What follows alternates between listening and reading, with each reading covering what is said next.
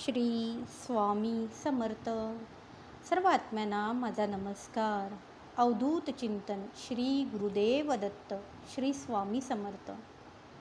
आपण नेहमी आपल्या मनात काही ना काहीतरी विचार करत असतो. आपलं मन कधीतरी थोडा वेळ 5 मिनटं का होईना शांत राहिलं आहे? नाही. मनात प्रत्येक क्षण कोणते ना कोणते विचार येतच असतात.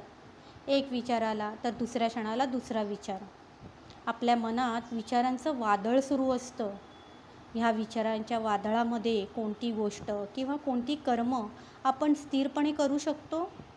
हे सर्व राहू द्यात. आपण आपल्या आईची भक्ती करतो, सेवा करतो. तिला तरी आपण मनामध्ये स्थिरपणे बसवू शकलो आहोत का? हा विचार करा.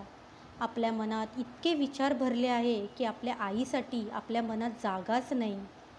मग मला सांगा, आपण आईला एका ठिकाणी शांततेत बसवू शकत नाही, मग आईकडून अपेक्षा कोणत्या आधारावर करत असतो?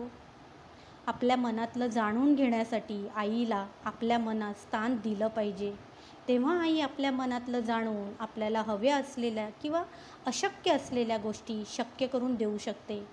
पण आपलं मन इतकं विचार करत बसतं की आईला विचार करण्याची आपण संधीच देत नाही. हो, आई आपल्या हृदयातच आहे, पण ते हृदय शांत चित्तेनं स्थिरवलं पाहिजे, तरच हृदयाचे ठोके देखील योग्य तसे पडतील. पण आपल्या सगळ्यांना घाई असते. एकदा आपल्याला एक गोष्ट हवी असते तर दुसऱ्या क्षणाला दुसरी. मग आपणच कोणत्या गोष्टीसाठी स्थिर आहोत का? आपल्यालाच नेमकं हे कळत नाही की आपल्याला नेमकं काय हवं आहे. तर आईला दोष देऊन कसा चालेल? आपण आपल्या मनात शांत विचार करून एक गोष्ट जी हवी आहे, जी खरंच आपल्या आयुष्यासाठी गरजेची आहे, ती मनात ठामपणे कोरून ठेवा. मग ती गोष्ट पूर्ण झाल्यावरच दुसऱ्या गोष्टीची अपेक्षा करा. पण आपण करतो काय? एकदम आपण सगळ्याच गोष्टीसाठी आईकडे मागणी करत असतो. मला हे हवं, ते हवं. तर सांगा, आपण स्वतःच इतके गोंधळून जातो, तर आईला देखील आपल्या बाळाला नेमकं कोणत्या गोष्टीत सुख मिळणार आहे ते कसं कळेल? हो, आई आपल्याला योग्य ते देत असते. पण जर आपल्याला हवं आहे ते जर आईकडून मिळवायचं असेल तर शांतपणे एक एक गोष्टीची इच्छा करा. एकदम सगळं मागूनच आपणच सगळ्या गोष्टी कठीण करून ठेवतो. एक गोष्ट मागितली की आई त्यावर प्रयोजन करत असते की आपण लगेच दुसरी मागतो.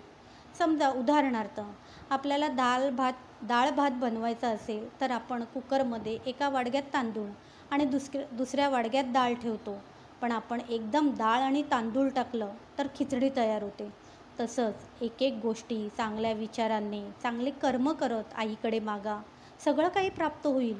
आपण सर्वजणं आईच्या सान्निध्यात असतो. आईला सांगायचं असतं. आईला सगळ्यांच्याच इच्छा पूर्ण करायच्या असतात. त्यात देखील आई प्रत्येका भक्ताच्या गोष्टी लक्षात ठेवून त्या त्या भक्ताला तसतसं फळ देत असते. मग आपण आईला त्रास देऊन कसा चालेल? आपणच म्हणतो ना, मानला तर देव नाही तर दगड. मग जर आपण आईला मानत आहोत, पूजा प्रार्थना करत आहोत, तर आईची काळजी घेणे, तिला त्रास न देता तिच्याकडून काही गोष्टी प्राप्त करून घेणे, हे आपलं कर्तव्य नव्हे का? आपण म्हणतो आई परब्रह्म आहे, तिला एका क्षणात सगळं साध्य करता येतं. हो, मान्यच आहे.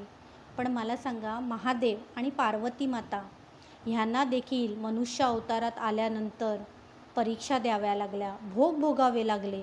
मग आपण तर तुच्छ मानव आहोत.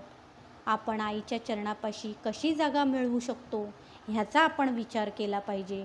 मग सगळ्या गोष्टी आपल्याला हव्या तशा आपण प्राप्त करू शकतो. श्री स्वामी समर्थ.